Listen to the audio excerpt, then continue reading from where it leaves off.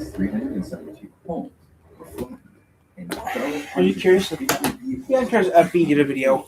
But it wasn't even an hour later when another F5 would also hit Iowa, this time hitting the town of Old Wheat in Maynard.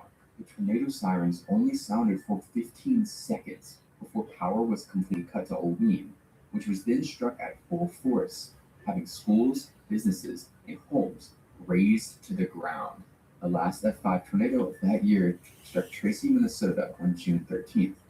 This bright white trunk Quite a few Michigan ones. scoured the ground as it swept homes off their foundations and threw boxcars over 300 yards, sadly killing 9 people, but mercifully bringing an end to the chaos that year. This reprieve wouldn't last long, however, as on May 11, 1970, Lubbock, Texas, felt the wrath of a higher-end F5 after dark. At 9:35 p.m., the tornado touched down and began to carve its path through town. A quarter of the city experienced damage as the 1.5-mile-wide behemoth impacted town. A steel tank weighing 37,000 pounds was displaced 2,700 feet from its original location. A legit tank. Which is just insane. And many high-rise buildings had windows blown out and walls cracked by the outer forces of the tornado, which is extreme F5 damage. Many homes were swept away north of 4th Street near the Lubbock Country Club, before 119 aircraft were damaged or destroyed at the Lubbock Airport. In all, Lubbock. 26 people were killed. Even if this tornado hit a major city, its death toll would pale in comparison to the tornado that would occur the next year. On February 21st, a long-track F5 decimated several communities in Louisiana and Mississippi after destroying several rural homes near the town of Waverly at F5 intensity. The tornado entered the small community of Joe's Bayou, killing 10 people and a family of 12. The tornado then crossed into Mississippi, inflicting damage to several towns before entering Inverness, where it destroyed up to 90% of the town.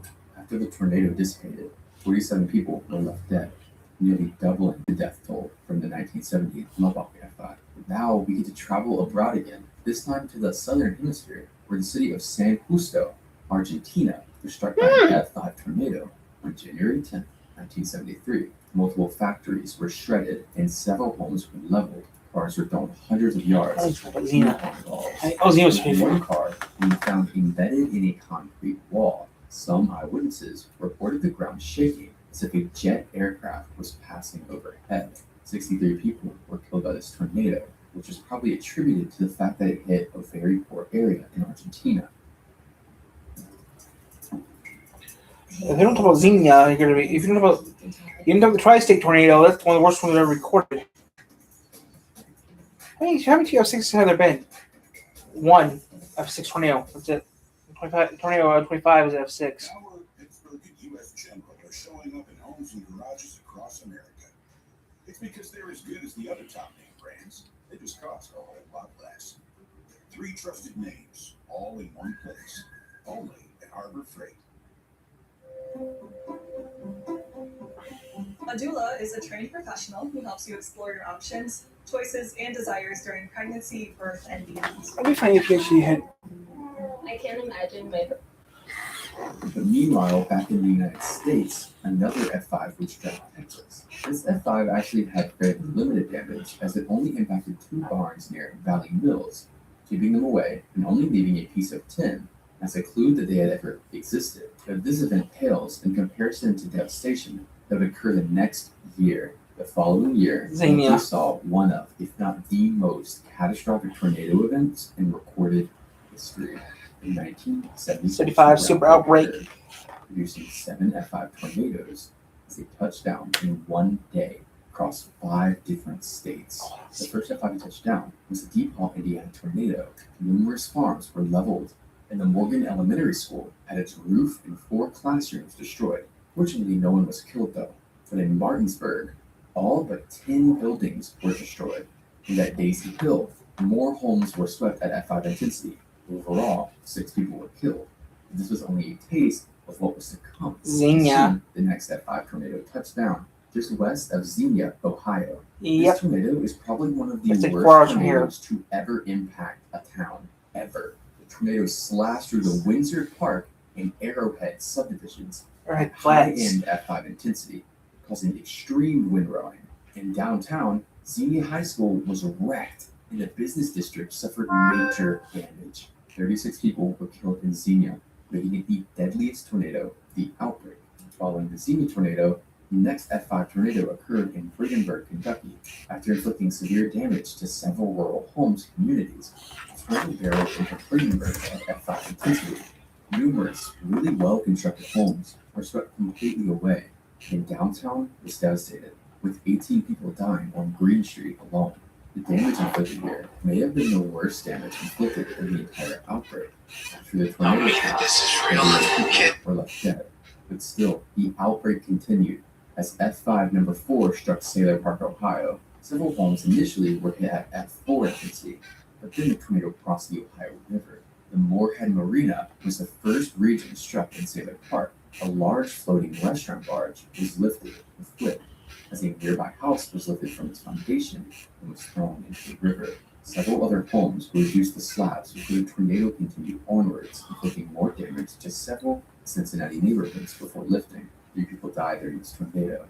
The 5th and 6th F5 tornadoes were particularly tragic, as they both hit the town of Tanner, Alabama, within minutes of each other. The first tornado swept away rural homes from a family of 6 before crossing the Tennessee River and crashing into Tanner, where it shredded homes and a trailer park, killing 28 people.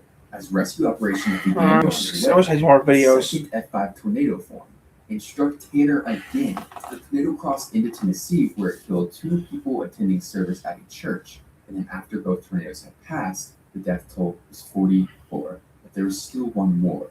The last F5 that occurred struck Glen, Alabama. Right as it formed, the Monterey Trailer Park was badly damaged before the tornado intensified and struck Glen at F5 intensity.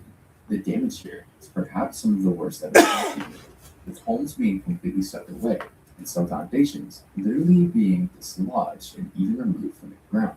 The Glen mobile home plant was partially pushed off its foundation, with the rest of the structure being mangled beyond recognition.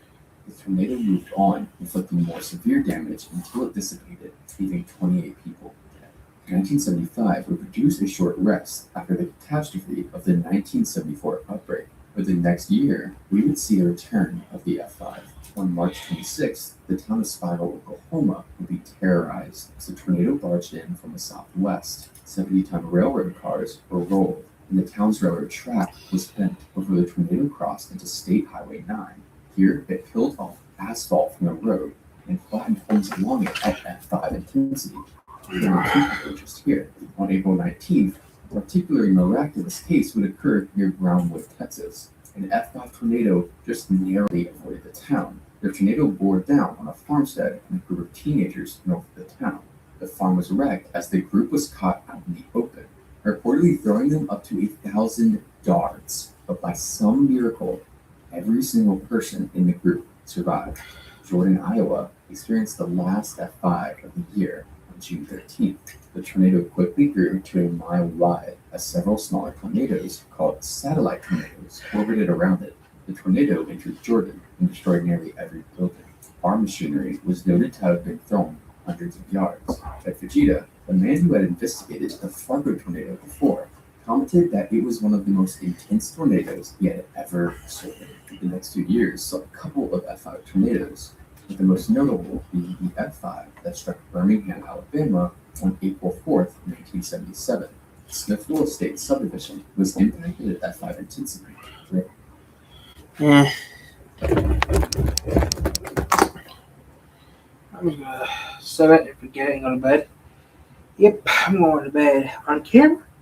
Uh-huh.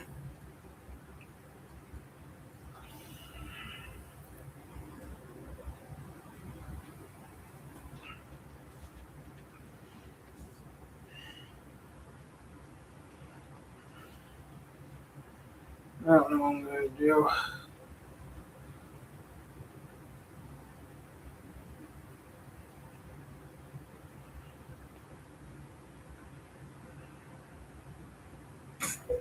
I don't carry lipstick, so stop showing it. This is the true scale of the GTA San Andreas map versus GTA 5. It feels completely wrong. GTA San Andreas felt so much bigger. So I decided to investigate this phenomenon, and what I discovered was 10 ways Rockstar used to trick you and me into believing this was the case. Obviously, first and most obvious, at the very beginning of the game, all three major cities are locked behind bridges, meaning from the beginning of the game, all you have access to is Los Santos. But Los Santos is extremely dense as it is. It's filled with distinct neighborhoods, all with their own gangs and territories, and there's activities to do throughout it. And it truly does feel like if the game was just Los Santos and the surrounding areas on its own, it still would have felt like a completely huge game. And that's because at the time, when GTA San Andreas had first released, GTA Vice City had come out just 2 years earlier. And as it turns out, if you combine the entire land mass of GTA Vice City and put it all together, it ends up smaller than just Los Santos and the surrounding areas in San Andreas. So yeah, but then just as you're getting sick and tired of Los Santos, the game throws a completely new area at you, with a whole range of new activities to do and fun things to explore. By the time we eventually unlock all of the islands in the game, it physically feels like weeks or months have passed. Here's where things get interesting when you compare San Andreas to GTA 5. GTA 5 is built like a real place. Things exist in places that you would expect them to exist. Nothing necessarily seems out of place, and the transitions between the terrain and locations is very subtle and realistic. GTA San Andreas, on the other hand, is literally built like a theme park. The variety in San Andreas changes so quickly. Every few minutes, the game is throwing something new and fresh at you, and the game is always constantly asking itself, how can I make the world the most fun it can possibly be for the player? Rather than GTA 5, which for realism purposes always asks what would realistically exist. In San Andreas, one minute you're driving through dense urban streets, a few minutes later you're climbing winding countryside roads surrounded by giant forests and farms. Then suddenly you might find yourself in a dusty desert town with giant rock formations surrounding you, with tons of quirky landmarks before every single turn. The transitions between all of these locations are not subtle, because they're not supposed to be. In GTA 5, things are a lot slower. For example, in GTA 5, you'll be driving out towards the Alamo Sea, and you will slowly see a transition from the grass turning into sand. And the environment will slowly change in front of you in a way that feels realistic. Whereas in San Andreas, for example, you stood right at the water's edge, and just a few meters in front of you, you can see the other bio. How did they still manage to pull off the feeling of it being so large? By design, the game purposely uses draw distance fog to prevent you from seeing things that are further away. Not only does this hide the map's true size, but it also helps you get lost. And getting lost amongst the world that Rockstar created for us is all part of the magic. And it's something that doesn't actually happen quite as often in GTA 5 for one very important reason. In GTA 5, no matter where you're standing, 90% of the time, you can see physically where the world ends. While stood on Mount Chiliad, I can see all the surrounding mountain ranges that reveal the edge of the island. Even if I'm stood on the Vinewood side, I can see all the way down to the airport. And if I turn around just 180 degrees, I can see Mount Chiliad. If San Andreas didn't have the fog, this is what it would look like. You would be able to see all corners of the map at any given time. But it's not just the fog, it's how the roads are designed as well. GTA 5's biggest fault is the fact that there is a giant highway that goes around the entirety of the map, allowing you to access all important locations by just driving on one road. Kind of eliminates all of the fun. Now, I will admit, GTA San Andreas, yes, does have highways that do connect all of the major regions together. But if you take a closer look at some of these highways, you'll notice something very interesting. They're still quick, so they're still relevant as highways, as maybe being your quickest route to get somewhere. But they're not just a straight one-way direction where you can just sit on the same road and mindlessly hold the accelerator down. Say, for example, in GTA 5, I want to get from this location to this location. Now, even though Mount Chiliad is completely obstructing my route to Paleto Bay, unfortunately, it doesn't take long before I'm able to get onto the highway and just hold the trigger down until I reach my destination, which is very, very boring. In GTA San Andreas, there is also a point A, and I want to get to point B. Now, there are highways that connect it, but if you look very closely at the way these highways are designed, you will see that it's not quite as direct as it was in GTA 5. Take this highway, for example, which ends around here, which would require me to somehow figure out a way to join another highway a little bit later on in order to navigate the last part of my journey. Now, that's just one option. I could either go that way, or I could whip out the map from my PlayStation 2 game case, and I could go the beeline way, explore the world that Rockstar has made for me.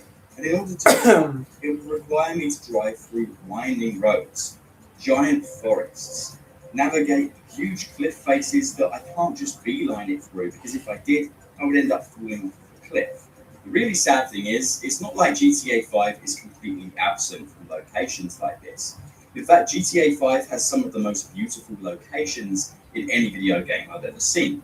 Take Raton Canyon, for example. If only the game actually required me to drive through here more often.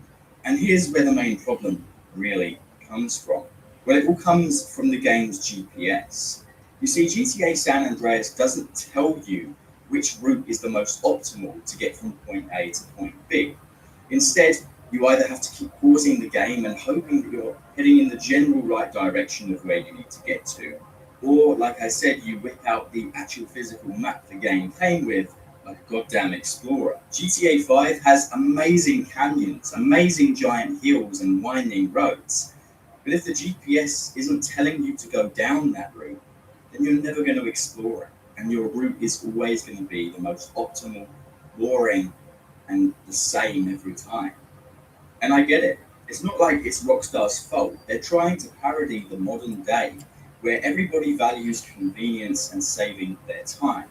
Earlier on, we mentioned how the fog basically reduces your view distance and makes it feel like the world is bigger than it is. But there's another trick that Rockstar uses that's even more important than that, and that is the actual terrain itself. Many times you'll be driving through the world of San Andreas and you'll be deep inside of a canyon, unable to see past your actual location. Maybe you're driving through the desert and you have these giant orange rocks either side of you, preventing you from seeing where the next highway or main road is going to be. Giant rivers and lakes that completely cut your access off, meaning if you want to reach the other side, you have to basically do a detour, which takes even longer to get there. And this is actually really important because the rivers and the oceans in San Andreas are also done far better than GTA 5's. Now, don't get me wrong, I absolutely love the ocean in GTA 5. It's one of the most beautiful, artistic things that Rockstar have ever added into any of their games to date. I love the fact that you can get into a submarine, you can go underwater, and you can explore the ocean there. Yeah, they did a great job. Except there's a huge problem with the ocean in GTA 5. It just surrounds the island. There's no water causing an obstruction for you. Yeah, okay, sure, there's the Alamo Sea. But you tell me with a straight face, is there anything important in this location here that the Alamo Sea is really blocking? No. If there was a more important location somewhere around this radius, then fine. But any location I want to reach, the Alamo Sea never prevents an obstacle for me. And neither do any of the rivers or oceans in the game whatsoever. Whereas in San Andreas, it's kind of the total opposite. You see, you'll often find yourself in the woods, driving through, trying to find some kind of shortcut to reach the next main road, and then all of a sudden, you find out, oh, I can't go this way because there's a giant river blocking me. It turns out San Andreas has a lot of bridges, 44 bridges to be exact. And when there's a lot of bridges and a lot of obstructions and a lot of rivers blocking your direct route to somewhere, well, that often requires a lot of time to circumnavigate them. Very often in San Andreas, you'll be stood in location A and you can literally see where you want to get to. But in order to get to that location and actually keep your car in one piece and not just directly swim, you have to now divert yourself to a local bridge, cross the bridge, and head back on yourself just to get there. In GTA 5, this never happens.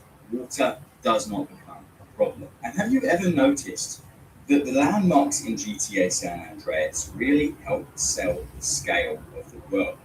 Because the game features iconic landmarks where in real life you know the true distance between them and you know that they're very far away.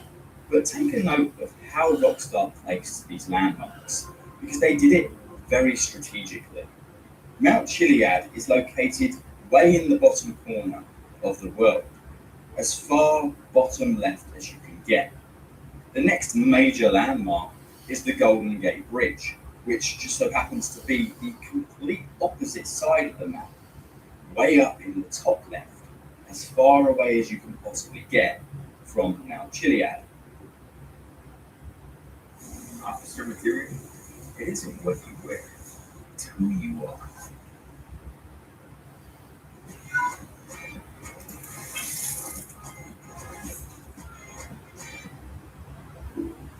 Well, protecting what you care about is important to you, so it's important to Allstate.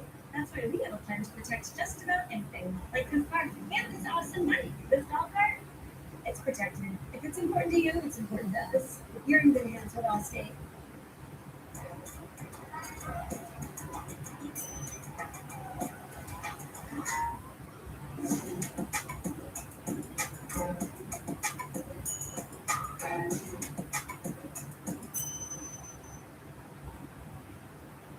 But then what about Las Venturas? They're located as physically far away from the last two I just mentioned, way up in the top right-hand corner of the world now.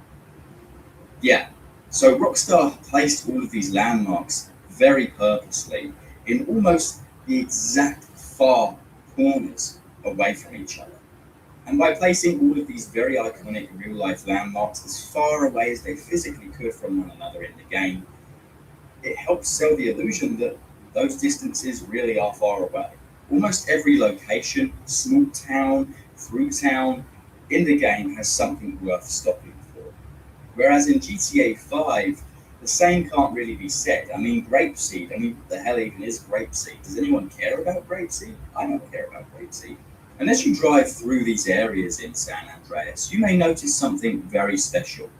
Each area has its own unique time cycle, its own unique feeling.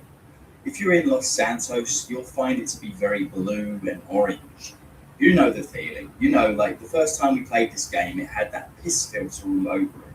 That yellow colouring that's so engraved into our childhood memories. But by the time you get to San Fierro, it turns out the time cycle and the colour palette for San Fierro is actually purposely more blue and cold feeling. So not only do you visually get to feel this change, but it also sells the illusion that maybe the weather here is completely different as well. And the same goes for the desert, because by the time you make it to Bone County and Las Venturas, you'll often see heat waves, and at night time, the iconic purple sky, which doesn't appear anywhere else in the game. It gives each location its own unique feeling, its own unique environment and weather feeling. It's the same thing they did in Red Dead Redemption 2, where considering that map is all fully accessible from the very beginning of the game as well, unlike GTA 5, it was done perfectly, where each region has its own weather type, and you can physically see the environment changing before you as you transition to these different areas. By giving each region its own visual identity and feel, Rockstar pulled off something really clever here. But there's something else that all three distinct regions in the game also have, besides time cycle, that also plays a huge factor.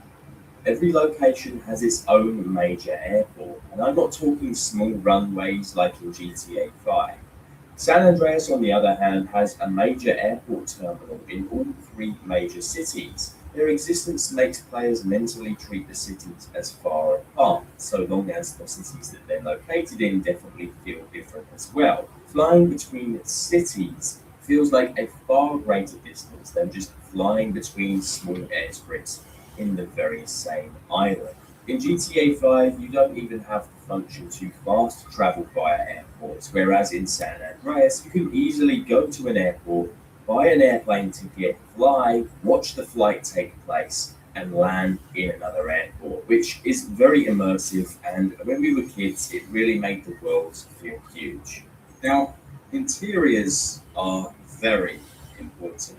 GTA 5 has a lot of interiors, except 90% of the interiors in this goddamn game are restricted to missions, cutscenes, GTA Online, sorry, and then the locations that you truly feel like you should be able to access in free roam, like fast food chains, which were accessible in San Andreas and were accessible in GTA 4. If you try and go inside them in GTA 5, it's just a letdown. What happened? What freaking happened? And it turns out San Andreas has a ton of interiors that you can explore. There's a lot of interiors in this game. To be fair though, it's not Rockstar's fault. Every time Rockstar delivers a GTA game, they're truly pushing the technology they're working with to its absolute limits. So, in reality, it turns out that the hardware limitations that Rockstar were presented with GTA San Andreas actually turned out to be their biggest strength of all. The one thing that actually made this whole amazing game possible in the first place.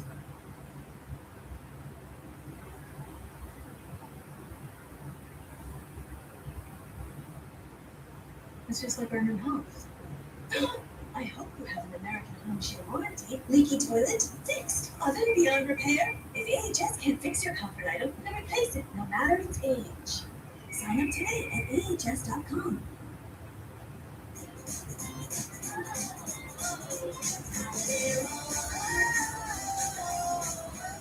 Wherever your summer takes you, twist your ride.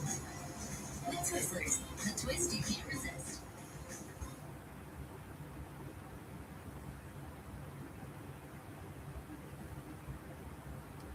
20 minutes of completely useless about GTA San Andreas. Did you know the Tornado has all the properties of a fighter jet? By going into the game files, you can change its type from car to plane, and upon doing so, you'll get machine guns and missiles mounted on the car. This is something that no other vehicles in the game have the ability to do. They'll even scramble jets after you with a high wanted level. The reason for this is because Rockstar Games were planning to add a fighter jet called the Tornado to the game. Shops in-game actually close at night time, and you can see their shutters closing once the in-game timer reaches a certain period. For some reason, there's a countryside sniper rifle pickup inside the stadium of San Fierro, inaccessible to the player. There's absolutely no way you can pick it up without the use of mods. Did you know that the road signs on the highways are actually just an illusion? It turns out that the text written on them is actually a separate entity, and that allowed Rockstar Games to reuse the same plot over and over again, saving space on the game's memory. The rollerblading NPCs you can find at the beach are pretty fast, I will admit. But what you probably didn't realize is that if they go on the sand, the game actually recognizes this and slows them down, and they look kind of stupid. The sunrise in the very first mission is iconic and beautiful. The reason for this is because the weather type the game has set this to is countryside sunshine, meaning this weather type can only naturally occur in the countryside. But Rockstar Games overrode that setting just for this mission, probably because it looked really cool. There's a statue in San Fierro that depicts the Rockstar Games founder, Sam Houser, the legends behind the Grand Theft Auto games. The model used is the exact same one as the Ammunition Sam Houser in Vice City. This skyscraper in San Andreas is rather unique, because at the very base of this building you can find a doorway which when entered will teleport you to the top of the tower and spawn you with a parachute.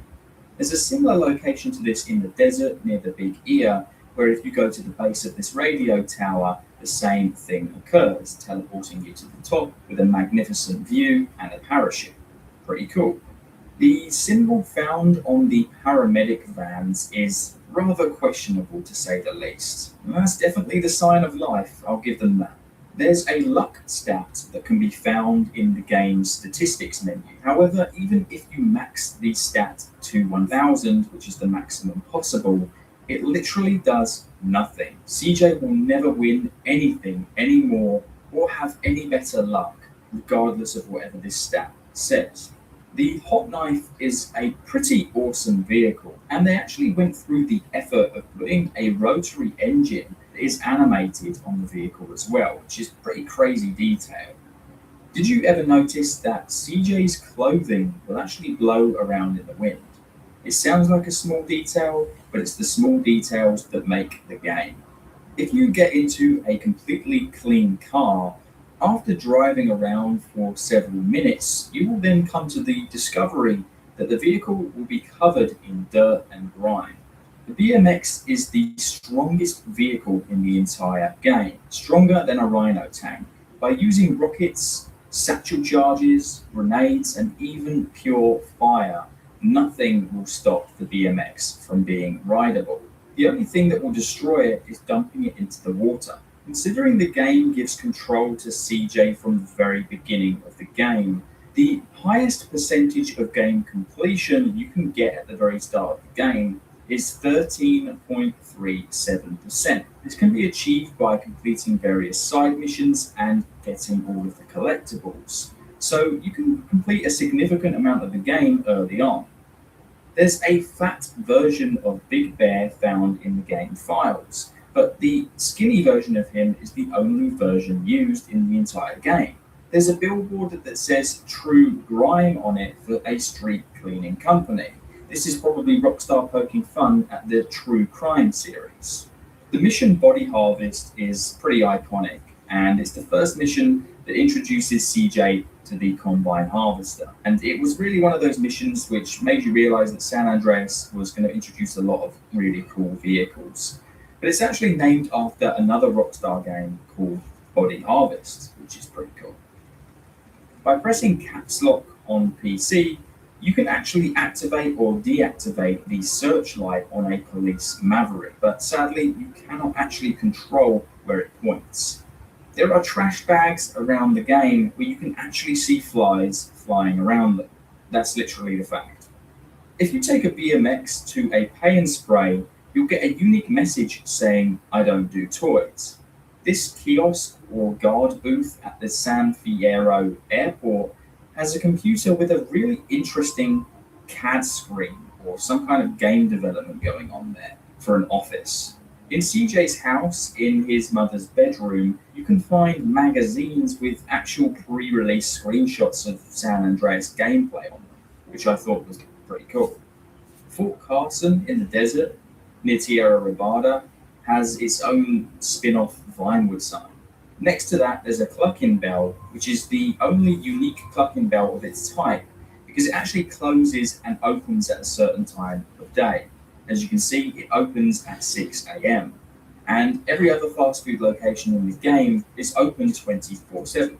There's a drive-through confessions billboard, and underneath this, you can find a kiosk similar to a fast food restaurant where you, I presume, drive up and confess your sins. Near here, there's actually a graveyard with a gravestone with the name Scott Wilson on it, who's a developer of the game who worked on San Andreas.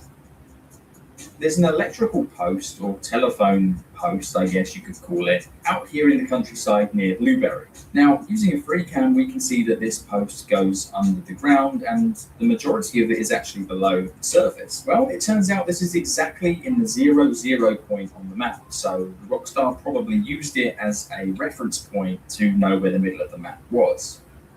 Driving around the map, you can see a variety of different biker models, but they all wear the same jacket and drive around the same area on the map. And it's rumored that this was going to be another gang similar to the Ballers or the Vargos, so on and so forth, but it was cut late into development. During the evening and at night time, farms are completely quiet and empty. However, as soon as the daytime rolls around, you can see the fields populated with combine harvesters and tractors and farmers busy with their jobs. If you crash into a variety of trees, they will actually shed leaves on impact. It's a pretty cool particle effect Completely unnecessary, of course, and it doesn't help us in any way possible, but it's cool knowing that someone actually went through the effort of adding that to the game.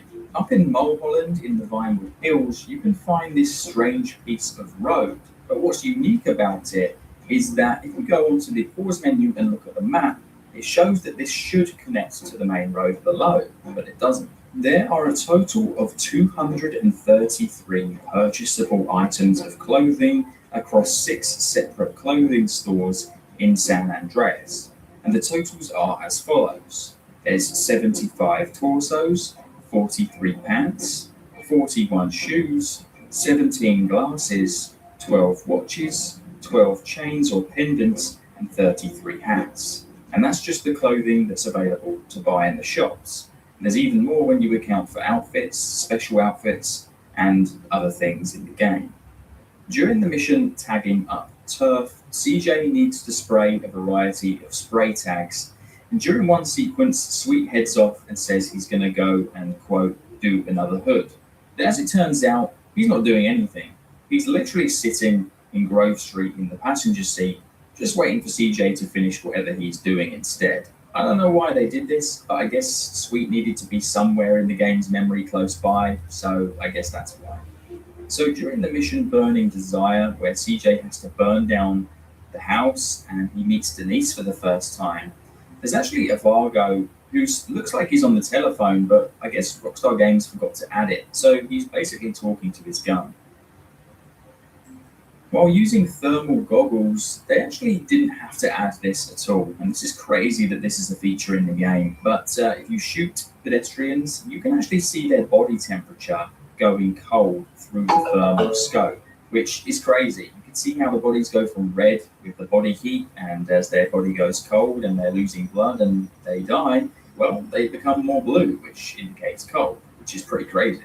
During the mission Snail Trail, you're instructed to follow a train all the way to Los Santos. However, halfway there, you'll encounter this much shorter train. If you follow that back to Cranberry Station, it goes kind of off the rails and follows a phantom pathway, or a phantom route, shall we say. And you can actually jump on this train, and it flies through the air, clips through mountains, and if you stay on it for long enough, it will literally take you out of bounds of the map.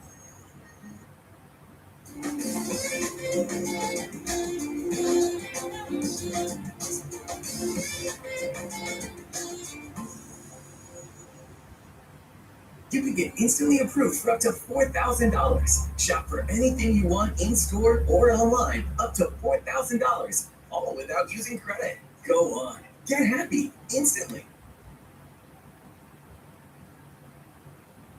Now, we all know about Pier 69, but did you know that if you start the mission with a sniper rifle in your inventory, then the mission will just start as normal? If you don't have one, Caesar will actually hand CJ a sniper, which is awesome detail. But also, if you manage to blow up boats before Ryder gets to them, he will for some reason just stand here on this island doing nothing. If you take a vehicle to the valet station in San Fierro, they will actually get in your car and deliver it down into the garage, waiting for you to return to pick it up later, which is pretty cool.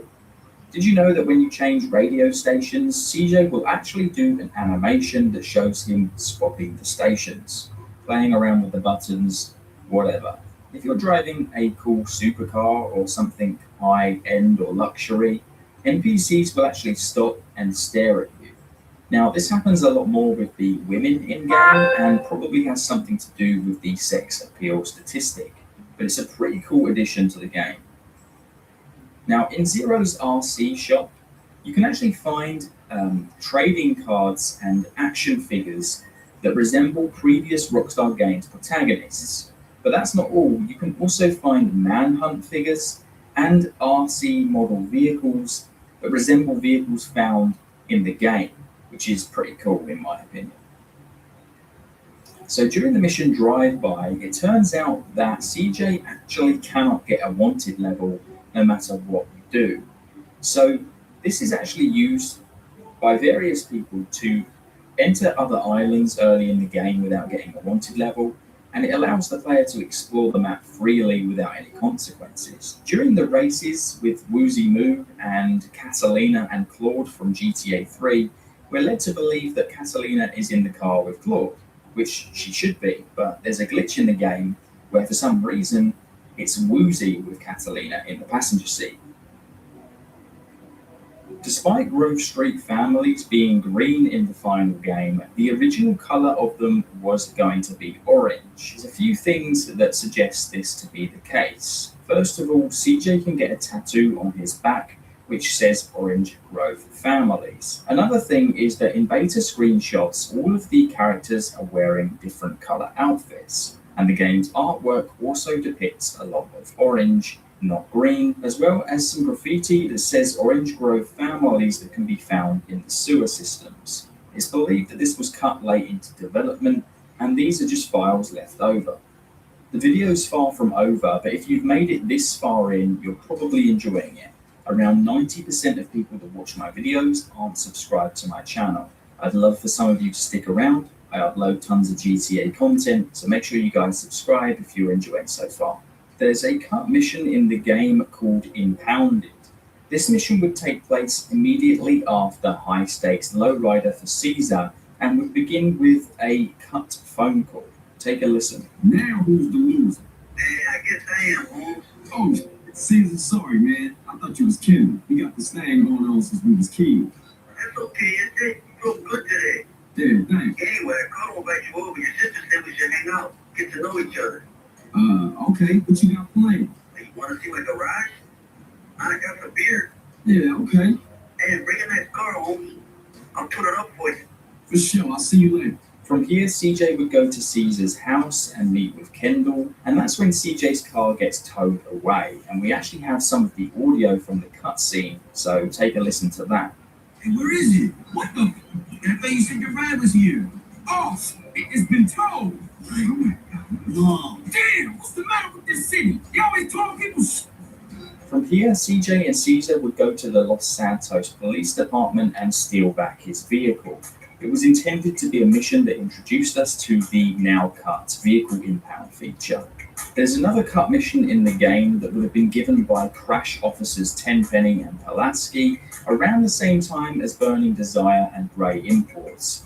This one had CJ going to a building or a place in Los Santos where there was going to be a witness, but unfortunately the police get there on time before you, so then you have to pursue the police vehicle that he's being escorted in and destroy it. And that's pretty much how the mission went.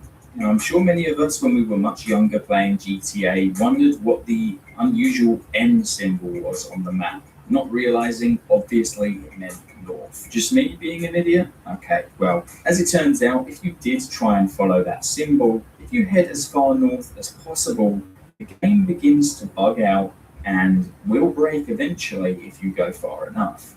The official Brady Games strategy guide for GTA San Andreas actually features some interesting things. First of all, it has a map of all the adrenaline pills you can find across San Andreas. But adrenaline pills are not a feature in San Andreas. They were a feature in GTA 3 and Vice City. If you're not familiar with the adrenaline pills, it's those pickups you can get which slows time down. Alternatively, also, you can see screenshots in the game on the Brady Games strategy guide which shows the beta weapon icons, which looked really cartoonish and weird, and I'm glad that they changed them because these things look really ugly. It appears police officers know CJ by his name. Give it up, CJ. Fuck you, asshole. We got you now, CJ. Mr. Johnson, you are under arrest. We got ourselves that Johnson kid. Hands behind your back, son. You can enter. You can get haircuts, but if you look on the map, this barbershop is nowhere to be found, which is pretty unique in my opinion. While playing basketball on any of the courts, you can press caps lock and CJ will do a variety of ball tricks, like spinning it on his finger, rolling it over his shoulders, and if you sprint towards the net and then press the shoot button, you will actually do a slam dunk. In Baco Beyond, you can find a unique one-of-a-kind tree that is leaning violently. We're not sure whether this was intended by the developers or whether this is just some kind of bug, but it just so turns out you can actually walk up the entire trunk of this thing and stand right at the top. There's a sign out in the desert which on one side appears to be circular, but if you go around the other side, it seems to break the matrix and becomes a square sign instead.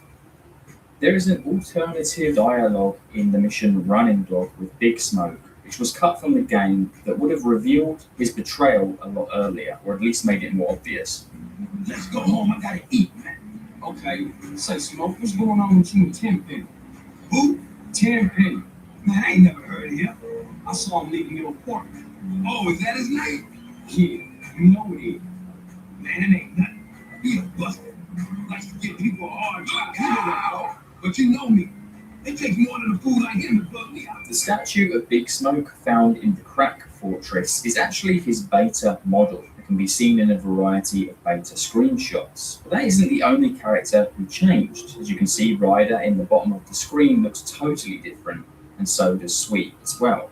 None of the Crash missions pay the player any money, as CJ is primarily doing these missions due to blackmail. The total amount of money earned from all the Los Santos missions before the Green Saber is merely $1,900. Most of the missions, if not all of them, pay no rewards and only give the player respect. In total, across the entire game though, CJ can earn a grand total of $693,000, with $250,000 of this being paid for completing the end of the line. If you were to walk across the entire map from one end to the other, it would take over an hour to reach the other end. That's impressive considering the map is actually smaller than GTA 5's map. Denise, your girlfriend, can actually spoil the ending of the game for you by revealing that Big Smoke is involved in drugs, even if you're at the beginning of the game. Hey, girl. Listen, that asshole. What? Denise. Don't even think about sweet talking me, you no good crack pusher. What? What you on about, bro? I heard the rumors about you road stick cluckers, about Big Smoke and all. I thought I'll get this boy a chance. But all my friends were right. Only some big pushing asshole would treat a girl Now, like wait a minute. Panic call, we're over finished. The game purposely slows your car down in certain areas of the map, like the Las Venturas Strip, in order to assist the game in rendering more objects and preventing the game from lagging. You will have a significantly higher top speed on a highway opposed to some of these heavily built up areas. Transfender Vehicle Workshop in Las Venturas charges 20% more for vehicle modifications than any other garages in the game, reflecting the attitude of the city's business to overcharge their customers, considering it's based on gambling. So what's the most you can theoretically spend on one car in GTA San Andreas? Well, of course we're going to have to use this garage because they charge more money. Theoretically, you can spend $7,668 on one single vehicle. However, there's a special tuner's garage with only one location that can be found in San Fierro. The shop is available after completing zeroing in for the Wang Cars asset mission. The vehicles that can be customized here are really unique, and the only eligible cars are the Elegy, Flash, Jester, Stratton, Sultan, and Uranus. Considering the maximum amount of money you can have is $999 million, how many NPCs would you have to steal from in order to get this much money? Well, as it turns out, some NPCs drop a drastically higher amount of money than others. Some NPCs can drop merely a few dollars, while drug dealers can drop several thousand. If you were only going to visit the drug dealers and take their money, you'd still need to shoot 500,000 of them in order to get enough money. Hey, by the way, you're still watching. Congratulations, because you made it to the end of the video. But wait. Before you go, please do consider subscribing. It really helps me out, and I plan on making tons more GTA videos just like this. You know, GTA 3 or Vice City, then make sure you subscribe, and it'd be nice to see some of you guys stick around. Adios. Boy.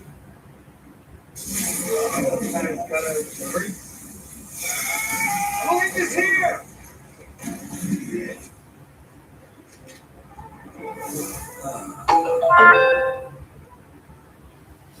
Hey, why are dishes always getting water spots?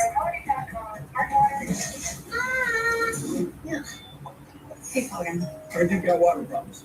We got you covered. Request your free in-home water test today.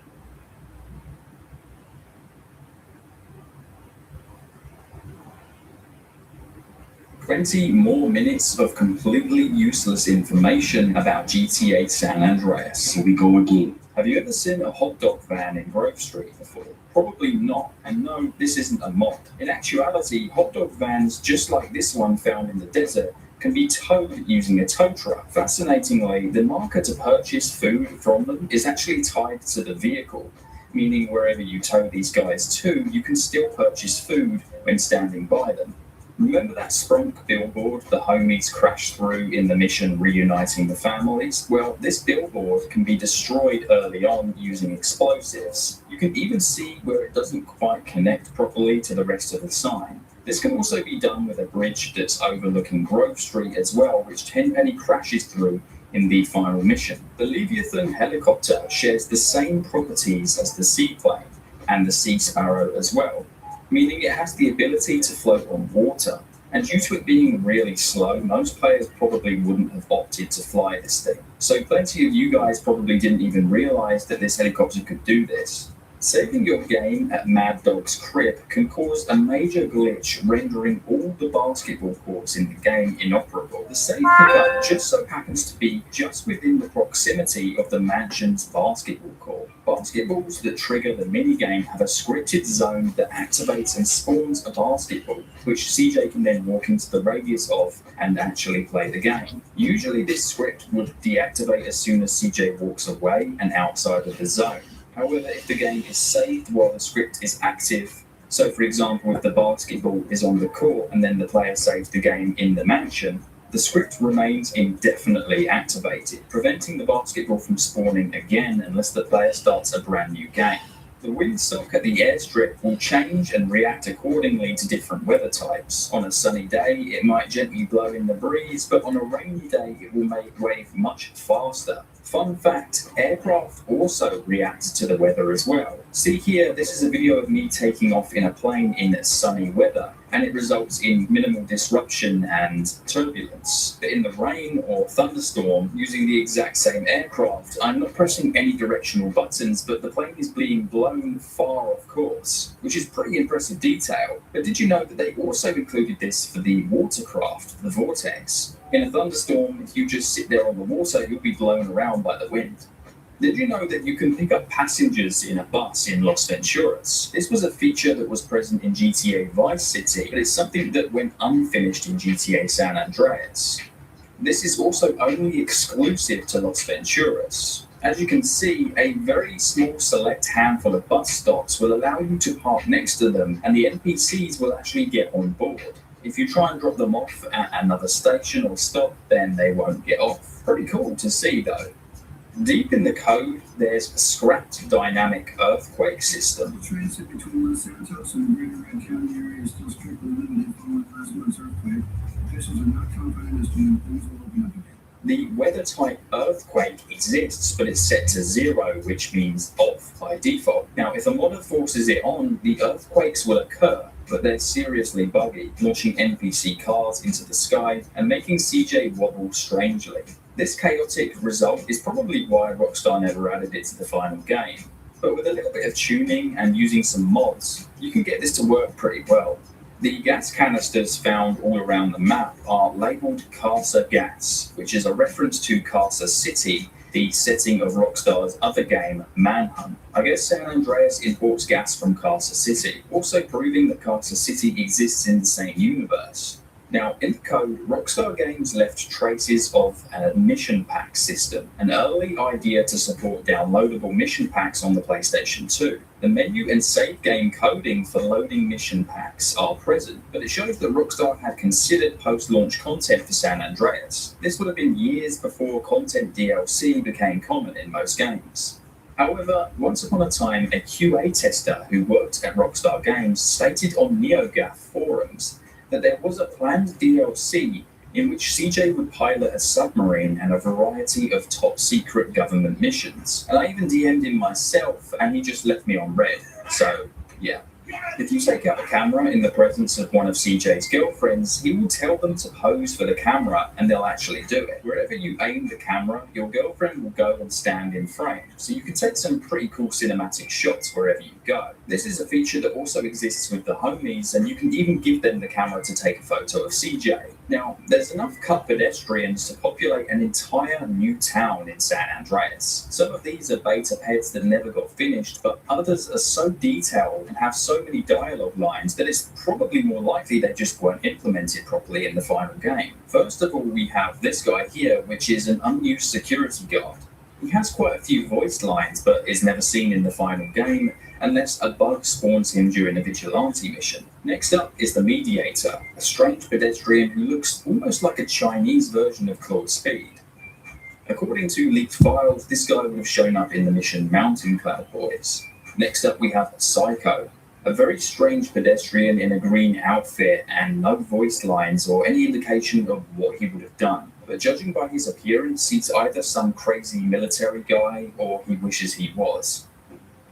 We also have an unused, hairy cab driver who's wearing a Hawaiian shirt. He also has quite a few voice lines, so he was either cut late into development or wasn't implemented properly. We also have these two Texas guys. There's not really a lot written about these ones, but they have over 200 unique voice lines. There's a variety of gang pedestrians as well, but I want to shift your focus towards these bike cops here. Now, in the final game, there's only one type of motorcycle police officer that can be seen across the entire state. There were going to be different types found in each city. So, for example, this is the Los Santos biker police officer, but these two would have been the San Fierro on the left and Las Venturas on the right versions of the bike cop. Now, it's a shame that these never made it to the final game, but I guess it was just a developer oversight. But this is a beta version of Officer Pulaski, and in an unreleased playing card pack that would have been released by Rockstar Games for GTA San Andreas, we can clearly see that Officer Pulaski at one point did actually look like this. Not only that, but in this set of playing cards, we can also see a variety of never-before-used artworks. Speaking of beta characters though, CJ's beta head is absolutely terrifying. This must have been cut super early into development. I definitely wouldn't have liked to play as a CJ looking this old. Now, we have a few clues that furniture was going to be purchasable for your properties and safe houses. This mod gives you a general idea of how it might have looked.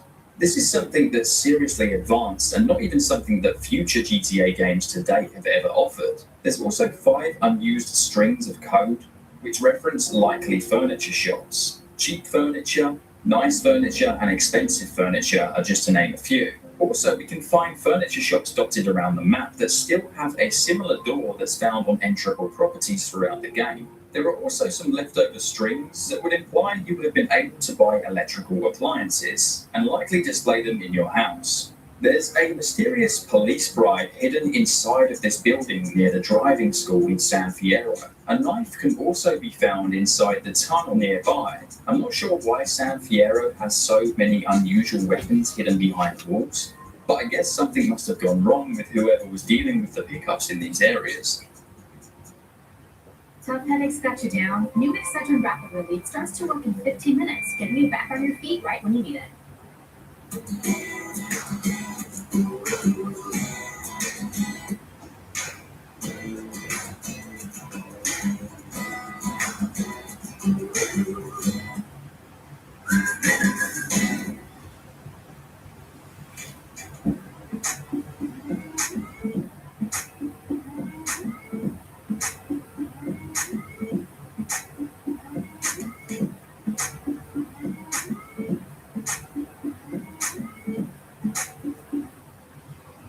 If CJ doesn't have a pistol or a machine gun in his inventory, you can then fly a jetpack and you'll see a fist icon in the top right hand corner. Now, while this is displayed, if you fly over a sawn-off shotgun, you can actually pick it up and use it from the jetpack. This weapon is usually not usable while using the jetpack, so it's a pretty cool detail, and I wonder why Rockstar Games never actually added this to the final game.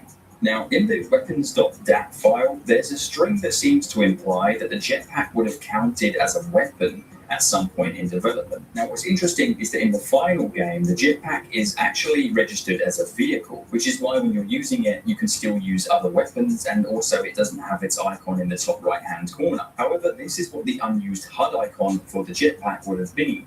Something you'll probably find sad to hear is how the Mulholland safe house in early development originally had a fully modeled interior that would allow us to see the skyline of Los Santos. See here in this beta footage from an early trailer, we can see how this same place has a fully modeled interior. In the final game, it's completely gone. By using mods, you can bring this back and explore what this safe house could have been in the final game. This is also a clue as to what it may have looked like when Rockstar still had the furniture and electrical purchase ability in the game.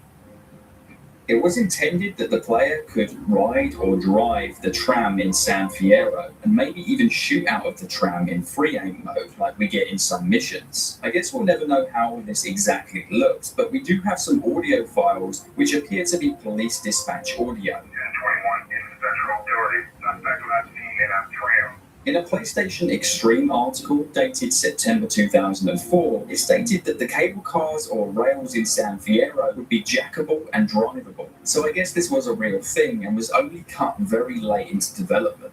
Now, in our last GTA San Andreas useless information video, we briefly discussed the existence of the Rusty Brown's Ring Donuts interior, which is used only in cutscenes with the crashed police officers. However, as we know, this was originally meant to be a location that you could actually go inside and order donuts from. We don't know much about it, but what we do know is that these are the HUD icons that would have been displayed, which would have told you what you would have been purchasing.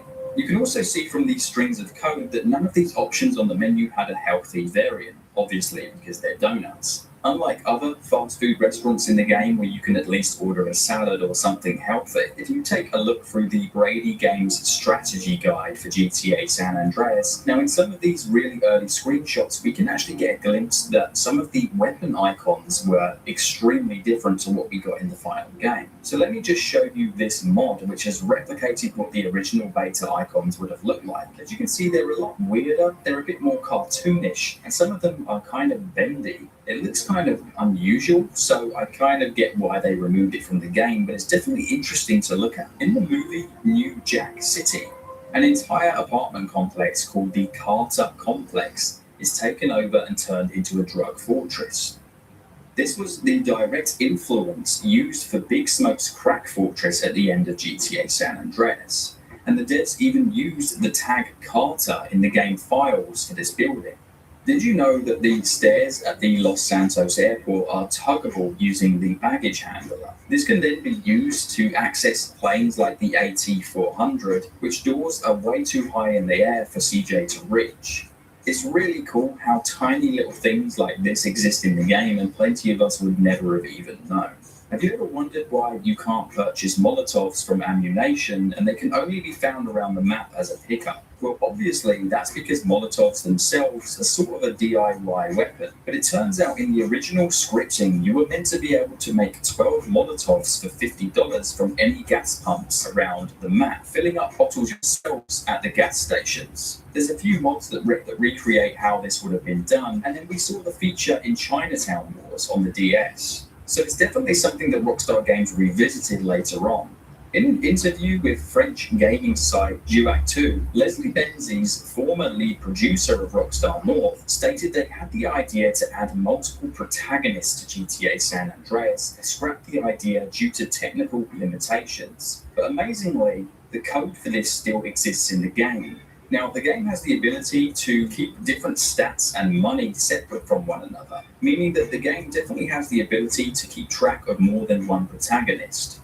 Deep in the game files as well, also discovered by the same scripter, is something called gunshots set oil on fire. Now, there's no oil in San Andreas, so to speak of, but this definitely gives us an idea that Rockstar Games at one point were planning on having oil spill from vehicles, and you would have the ability to shoot it and set it on fire. While chasing Tenpenny's fire truck, Sweet shouts to CJ saying that there's oil spilling all over the road. Fire truck swapping oil! So this definitely seems like a plausible thing that could have been added to the game. There are some previews released way before the game came out that reveal some fascinating details that we never saw in the final game.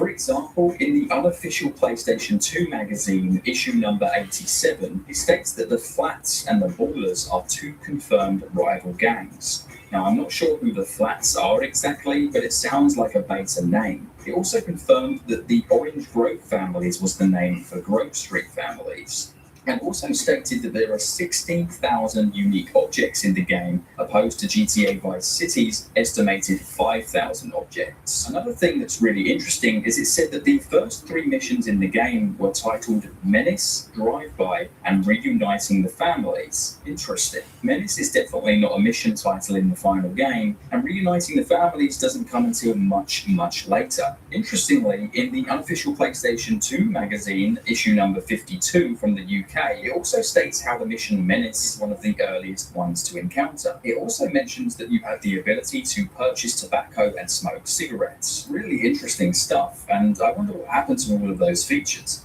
Have you ever wondered what vehicles actually look like at a distance? Well, think no further, because this is how the game draws its low-poly vehicles just before it renders them fully up close. You will notice that the higher definition version is then rendered into the view. But seeing these low-poly versions of these vehicles this up close is really interesting. When exploring the San Fierro Bay in the fog, you can hear foghorns to help the ships navigate.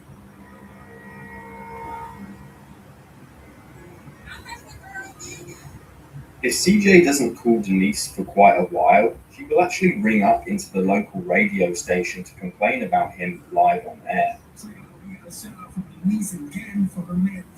Give her a call. She said she misses you, and she said desperate. That's the word she used. She said she's desperate, man.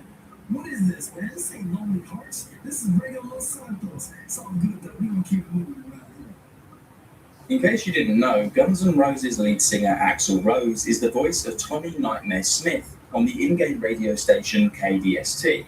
Now, a cool universe-breaking Easter egg is how on the radio station he will say the following line. All you need to get through this life is motivation, so then speed on. Now, this is a direct parody to the Guns N' Roses song Patience, where Axl Rose says this.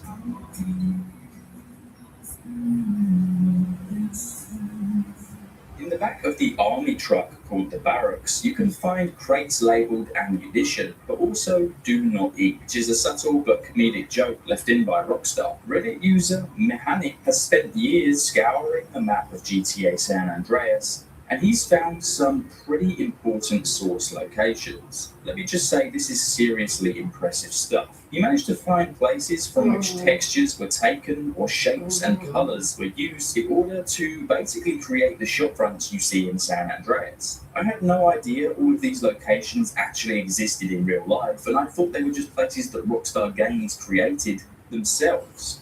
He's got an incredible YouTube channel where he discusses some of his findings. But did you know that some textures were used by different video game developers as well? Again, this was found by the same guy who found all of the source locations that we mentioned just a minute ago. And he's managed to find this door texture that Rockstar Games used that seems to be present in a variety of other games, including Vice City. But not only that, but it's also present in Call of Duty. If you're enjoying this video so far, chances are you're one of the thousands of people who enjoy my videos but aren't subscribed, and I'd love to hit 350k anytime now. By entering the jetpack cheat code in the very first mission when Big Smoke's car is blown up, you can activate the jetpack